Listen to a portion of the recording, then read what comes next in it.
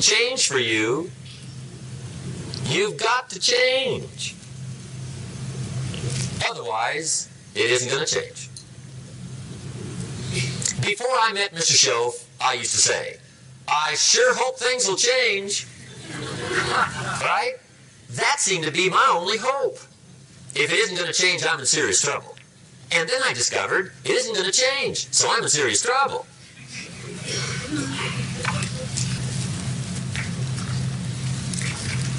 Let me give you the 4 major lessons in life to learn.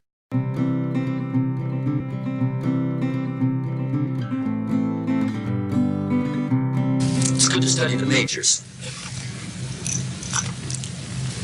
In our weekend seminar we teach, some people don't do well because they major in minor things. Now, let me give you 2 phrases before we get to the 4 majors. This will set it up and you'll see where I'm going. 2 key phrases for your notes.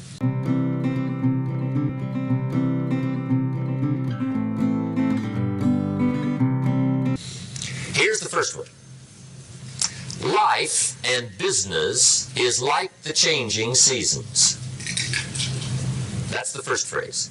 Life and business is like the changing seasons. One of the best ways to describe life, it's like the seasons. Frank Sinatra sings, life is like the seasons. Now here's the second phrase. Very important. You cannot change the seasons, but you can change yourself. You can't change the seasons, but you can change yourself. And see, that's how life gets better for you. Not by chance, but by change. Now, here's the 4 major lessons in life to learn. Number 1, learn how to handle the winters. That's lesson 1. They come right after falls, with regularity. Some are long, and some are short, and some are hard, and some are easy, but they keep coming. You must learn to handle the nights. They come right after days. You must learn to handle difficulty. It comes right after opportunity. You must learn to handle recessions. They always follow progressions. For the last 6,000. See, it isn't going to change. The lesson you must learn is how to handle it. And there's all kinds of winters, right? The winter when you can't figure it out. The winter when it all goes smash. The winter when it turns belly up. The winter when it won't work, when you've run out of money and you've got a broken heart. See, those are winter times. There's all kinds. Economic winters, social winters, personal winters. When your heart is smashed in 1,000 pieces and the nights are unusually long, your prayers seem to go no higher than your head. It's wintertime. Barbra Streisand sings, it used to be so natural to talk about forever, but used to be's don't count anymore. They just lay on the floor till we sweep them away. You don't sing me love songs, and you don't say you need me, and you don't bring me flowers anymore. A song of winter. But see, the disappointments come. Those are normal. That's part of life. But the question is, how do you handle it? How do you handle the coming winters and the disappointments and the downtimes? Well, you can't get rid of January by tearing it off the calendar. But here's what you can do. You can get stronger, you can get wiser, and you can get better. The winters won't change, but you can. And that's how life changes for you. See, before I understood, when it was winter, I used to wish it was summer. I didn't understand. When it was hard, I used to wish it was easy. I didn't know. And then Mr. Schoaf gave me a part of his very unique philosophy when he said,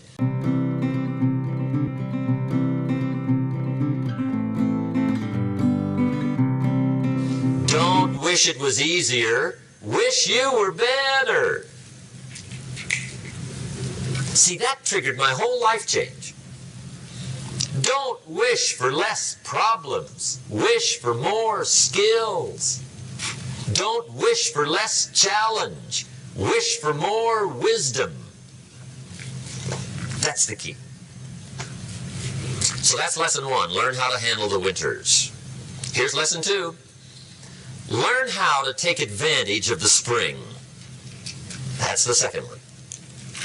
Spring is called opportunity. And spring follows winter. What a great place for it. If you were going to put it somewhere, that'd be the place to put it, right after winter. And pray tell, how often does spring follow winter? Every year with regularity, 6,000. You can almost count on it. See, opportunity always comes. Days follow nights. Isn't that terrific? Opportunity follows difficulty. But here's what you must learn to do. Underline these 2 words in that key phrase. Take advantage. Underline those 2. You must learn to take advantage of the spring. See, just because spring rolls around is no sign you're going to look good come fall. You got to do something with it. In fact, you have to get good at one of 2 things in life. Planting in the spring or begging in the fall. Or get somebody to do it for you. See, those are about the only alternatives. Now here's what else you must do. Take advantage of the springs quickly, because there's only a few. Just a handful of springs have been handed to each of us. They don't come forever. Life is fairly brief. So you got to read every book you can get your hands on what to do with your springs while they're here. And take advantage, they soon run out. The Beatles wrote, "Life is so short." And for John Lennon, it was extra short. But life is brief. Elton John sings, "She lived her life like a candle in the wind." It's brief. So whatever you're going to do with your life, you got to get at it. Don't just let the springs pass. Here's the 3rd major lesson in life to learn. Learn how to protect your crops all summer. You got to take care of what you start. Sure enough, as soon as you've planted your garden in the spring, the busy bugs and the noxious weeds are out to take it. And here's the next bit of truth. They will take it unless you prevent it. And that's the 3rd major skill to learn. You've got to learn to prevent the intruder from taking all the good you start. It's one of the challenges. Here's 2 key phrases under number 3. First one, all good will be attacked. On this planet. Maybe not the next one we get to, but on this one, all good will be attacked. Every garden will be invaded. Not to think so is naive. And here's the second phrase. All values must be defended. Political values, social values, community values, family values, marriage values, friendship values, business values. Every garden must be tended all summer. 3rd major lesson. Now here's number 4. 4th major lesson in life to learn. Learn how to reap in the fall without complaint. We get paid for bringing value to the marketplace. Marketplace is the people. Now, the value we bring is one part of it, a product or a service, but here's the other part, the value you become.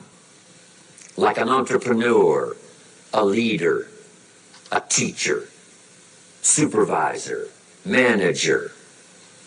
What you become also pays much more than what you bring. Once I understood that, then here's what my mentor said.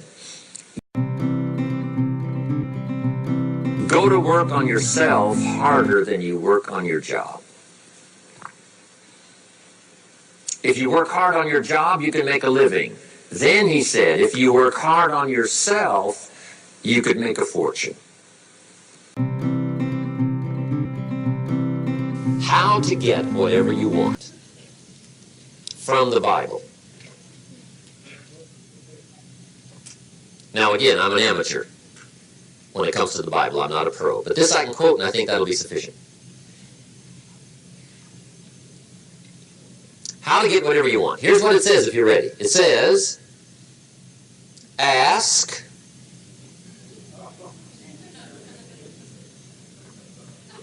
That's it. End of notes. Ask. If there's one art in life to learn extremely well, that's got to be one of them. The art of asking. What does ask mean? Ask means, what do you want?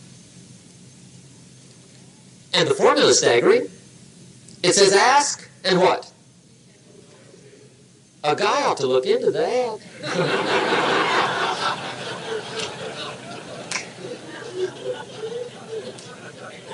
He says, yeah, but you work where I work by the time you struggle home. It's late. You got to eat a bite of supper, watch a little TV, get to bed.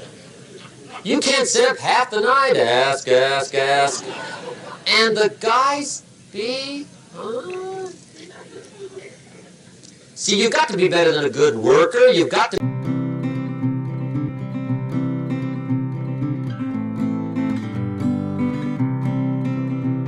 Now let me give you 3 key points on asking and receiving. This can do it. Number 1, asking is the beginning of receiving. Asking starts a unique process, mental and emotional. I don't even know how it works. All I know is it works. It's like pushing a button and all this machinery starts working. I don't know how. It just works. There's a lot of things you don't need to know how. Just work them.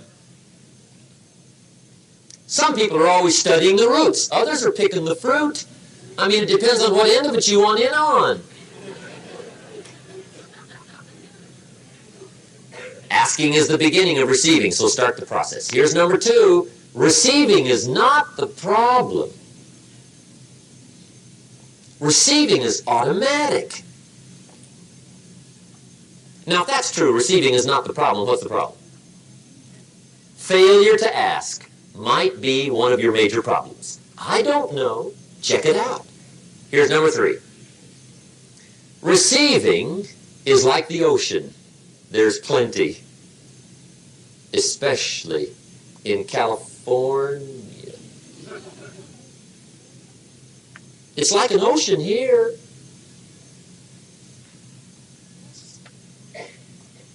Success is not in short supply. It isn't rationed, and you stepped up to the window and it was all gone. No. It's like an ocean here. Now, if that's true, what's the problem? Well, some people go to the ocean with a teaspoon. Have you got the picture? See, what you want to do in view of the size of the ocean is trade your teaspoon for at least a bucket. And you'll look better down at the ocean. Kids won't make fun of you, right? Okay. Now, there's 2 ways to ask, and we'll wrap up goal setting. 2 ways. Here's number 1. Ask with intelligence. It didn't say ask intelligently, but I'm sure it meant that. Don't mumble. You don't get anything by mumbling. Be clear. Be specific. Intelligent asking means how wide, how high, how soon, when, what size, what color, how much. Define what you want and describe what you want. That's powerful. In the weekend seminar we teach, goals become like a magnet. They pull you that direction. And the better you describe them, the more they pull. So ask intelligently. Here's number 2. Ask with faith. That's the childish part.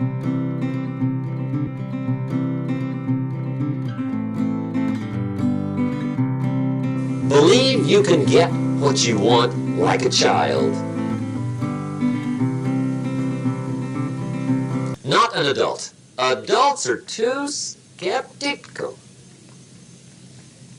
So the formula really reads, make plans like an adult, and believe in them like a child.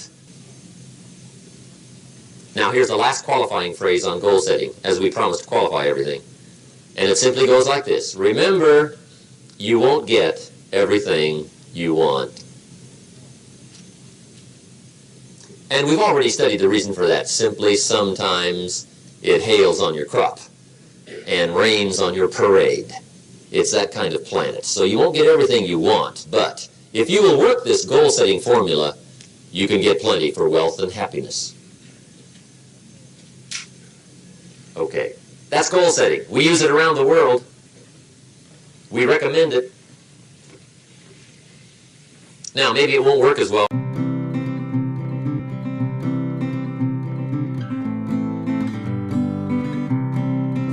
I've divided goals into two parts. First is long range. Long range goals, that's your dreams. Your dreams for the next 3, 5, 10, 20, 30, 40 years, actually the rest of your life. Your dreams. You've got to keep dreaming. Your better future is a dream for yourself and for your family. Where do you want to go? What do you want to do? What do you want to be? What do you want to see? You've got to dream dreams. There's a Bible phrase that says, without dreams and visions, people perish. You've got to have something to go for that inspires the heart and the soul. You've got to dream. Don't lose your dreams for yourself, for your future, for your family. The dreams of love and enterprise and travel and doing things, becoming something unique on your journey here. Don't lose your dreams. Do some dreaming. That's long-range goals. You've got to have those. So that's number one.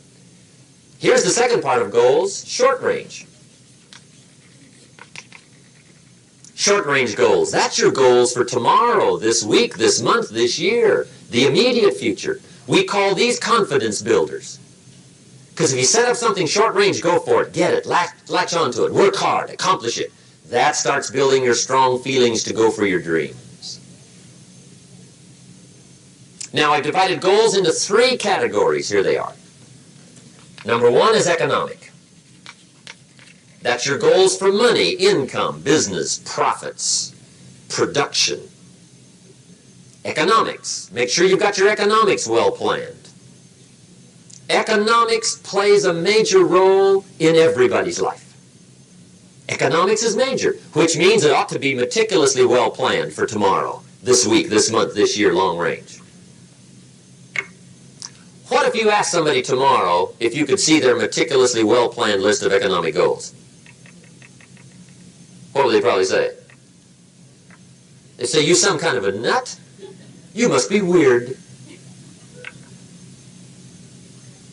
Hey, I found out what success is.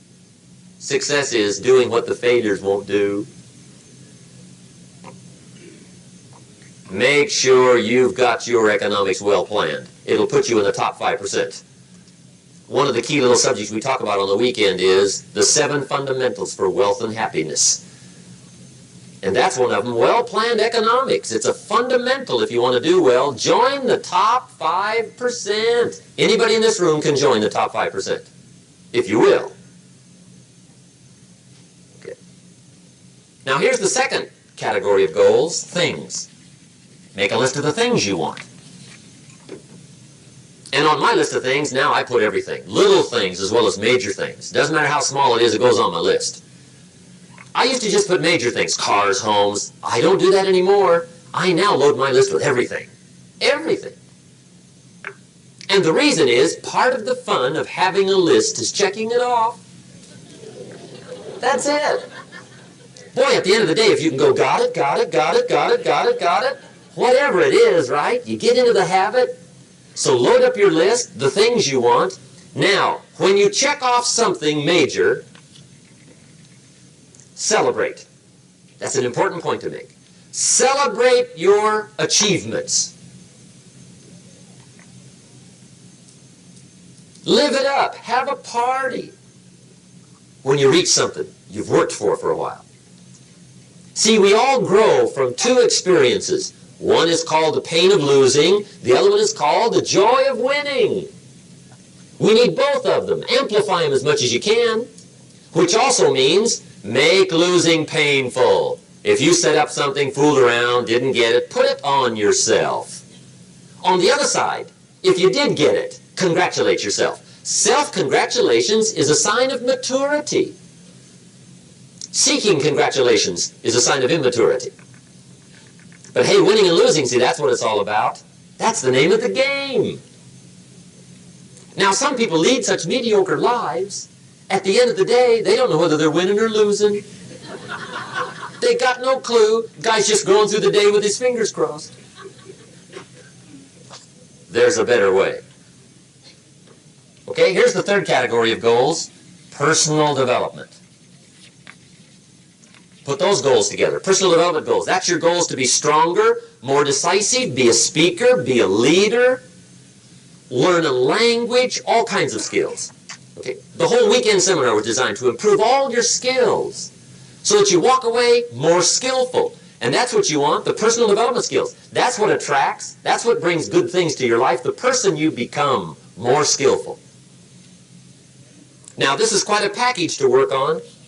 Economics, things, personal development. For tomorrow, this week, this month, this year, long range.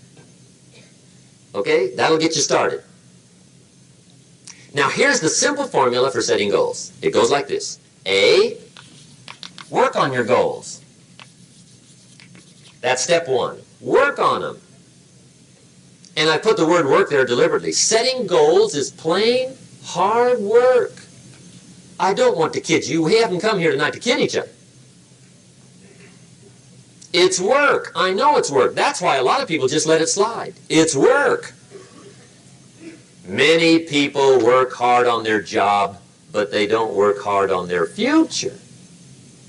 They just let that slide. And the work involved is making plans. I know most people don't. I understand that. But don't let that be you. Guy says, well, yeah, you work where I work, but the time you struggle home, it's late. You got to eat a bite of supper, watch a little TV, get to bed. You can't sit up half the night. Plan, plan, plan.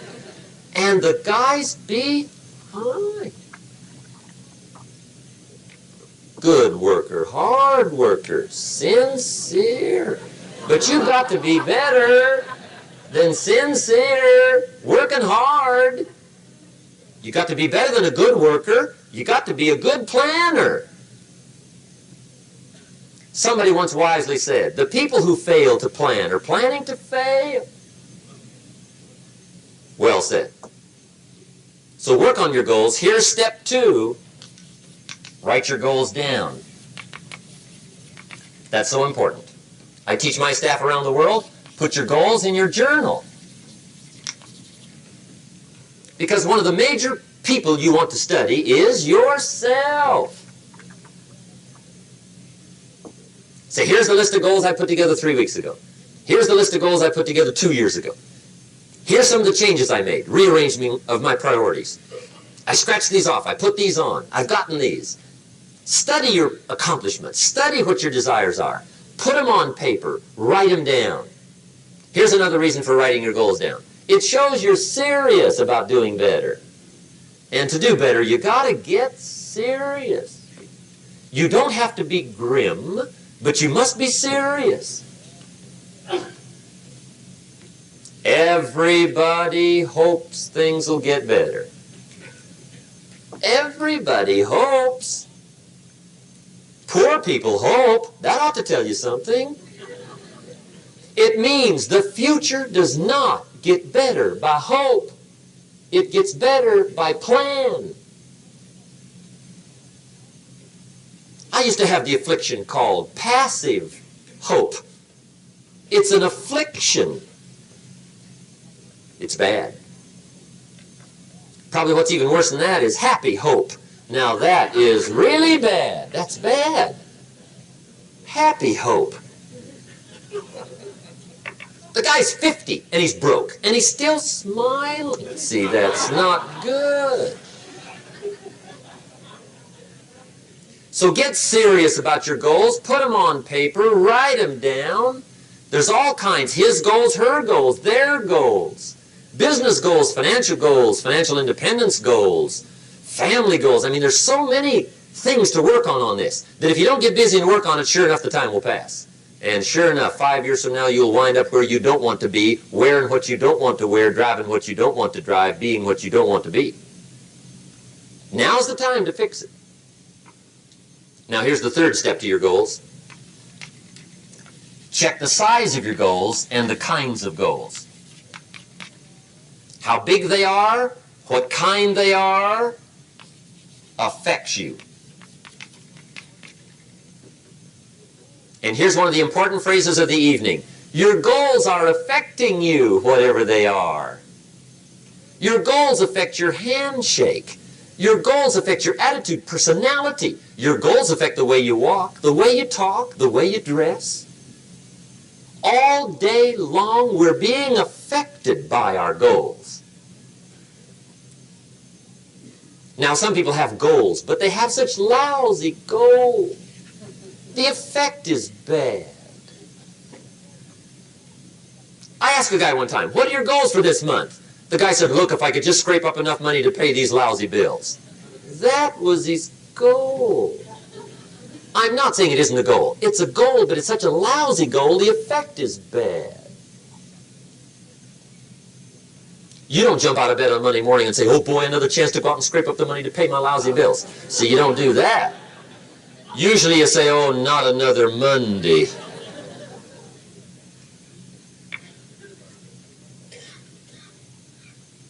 And some people have so given up on life, they have joined the thank God it's Friday club. How sad. Surely those are the same people, when life is over for them, will say, thank God it's over.